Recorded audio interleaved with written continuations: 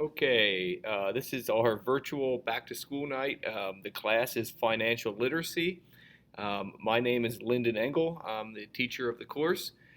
Financial literacy is a senior elective. It's a 45-day course, a little different than most of our courses, which are 90-day or full semester courses. They would just have me for one marking period. So I thought, yeah, I'd just take you through what your son or daughter would see when they take this course and what they do on a day-to-day basis. All right.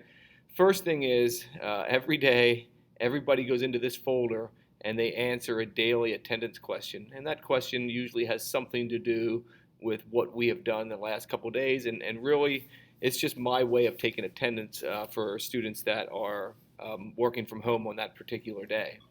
The next thing they would do if they're working from home is they would go into this daily video lesson folder. I'll just click on it, and you can see there is a video in there for every day. All right, so they would follow what I'm telling them to do on that video, and then they would be basically in that video lesson. It would tell them, which one of the folders they would look into to find the assignment for today and what they're going to be working on for the day. You can see I have a career unit files folder, paycheck and tax return, and then a banking files folder. All right. So maybe I would show you just our syllabus here of what we actually do for the entire course. The first thing is, that career unit. We get started with a resume, a job application, cover letter, thank you letter. We talked a little bit about performing a job interview. Talk about paying for college, getting a job, getting student loans, that type of thing. And we also have a project in there where they pick a career and figure out how much education they're going to need to do that career, and then sort of research the career earnings. And we sort of compare like how much it's going to cost you to get the education that you need for your career, and then also paying back the money that you're going to need to borrow versus, hey, what would happen if we just started working out of high school and didn't take on student loans and didn't sacrifice 4 years of college and earning potential in those 4 years? Is it really worth it to sacrifice that time and that money, by getting more education after high school? And for the most part, with the careers that the kids chose, it started to pay off and really benefit them maybe 8 to 12 years out of high school.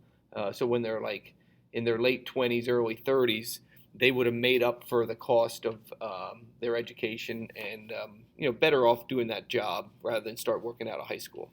Then if you're down here at Unit 3, paychecks and tax returns, we talk about the 1040, filing your return, a lot on money management with checking and savings accounts.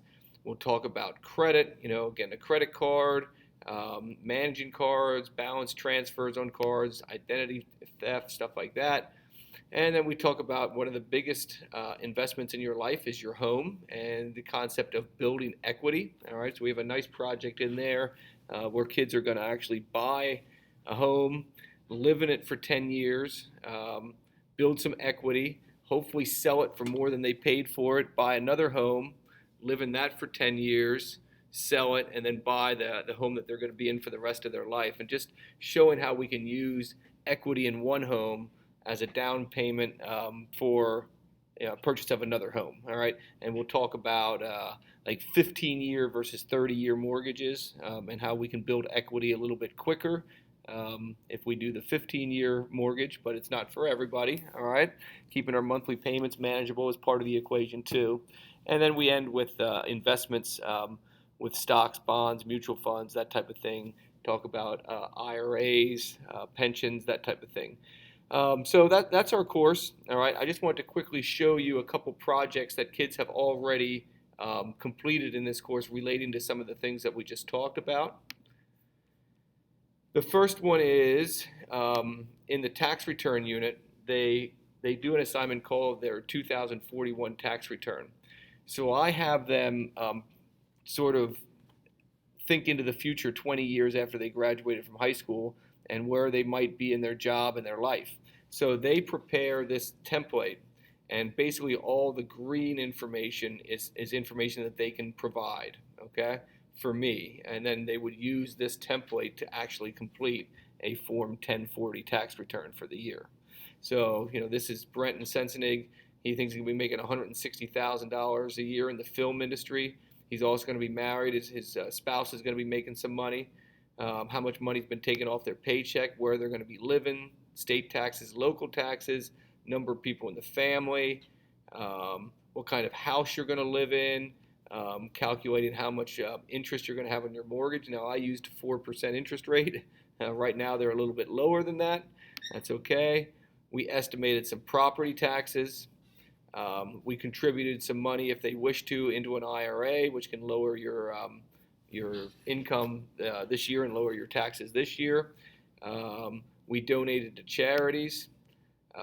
So we had that. And then basically what they did is they compared their numbers, their tax rate, with a classmate's tax rate, and then gave me a reason why their tax rate might have been different. In this case, it looked like Brenton's income was a lot lower than a classmate that he compared it with. So he said, hey, one of the big reasons why his tax rate was lower was because she earned a lot more money, and she only used the standard deduction in her situation, whereas he used itemized. He had more deductions, so he used the itemized amount. So we talk about the difference between standard and itemized deductions. So that's a project we did in the tax return unit. In the savings account unit, the banking unit, we try to emphasize the importance of regular saving pattern, especially long-term savings.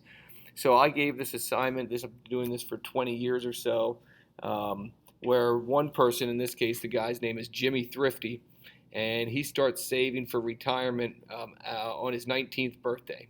And then he makes deposits of $2,000 each on his 19th through 25th birthday. So that's really 7 years. And then he doesn't do anything after that. He gets a return of 10%, which I know in this environment it's tough to get, but we did that same interest rate for both people. Johnny, on the other hand, he only starts saving on his 35th birthday. He puts $2,000 into the same fund, and he does that every year up to and including his 60th birthday.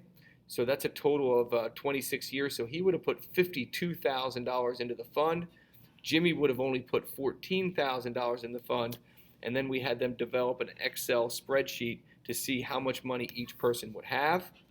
And the results are, if you started saving at age 35, this was Johnny, he put $2,000 in every year up to and including his 60th birthday. He ended with $240,000. And remember, he put $52,000 into it. So if we would add this column up, he would have put a total of $52,000 into it. Now, Jimmy, on the other hand, what he did is he put $2,000 in, but he didn't put anything in after his 25th birthday. He just sort of let it compound and grow until he hit retirement age.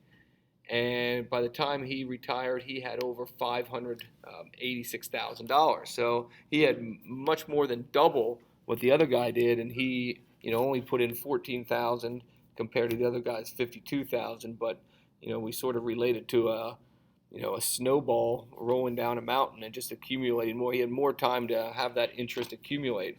So then we also had the students, sort of support their answer. And by the age of 60, had that money, and hey, it's just the benefit of saving early. All right. So we'll go over some different savings methods, how we can do that later on in the course. We haven't gotten to there yet, but that's where we're at right now. So that's our course. I really enjoy teaching it. I enjoy practicing some of these things in real life, and just try to, make our students aware of some of the financial obligations and commitments that they're going to have throughout their lifetime, and how to maybe have a plan to manage those things well. If you need to reach me, probably my school email is the easiest way. Once again, if you see my name up here, Lyndon Engle. My email would be just my first initial and my last name, lengle@cocalico.org. All right. Hopefully you have a great year, and looking forward to continue working with your son or daughter the rest of the marking period here.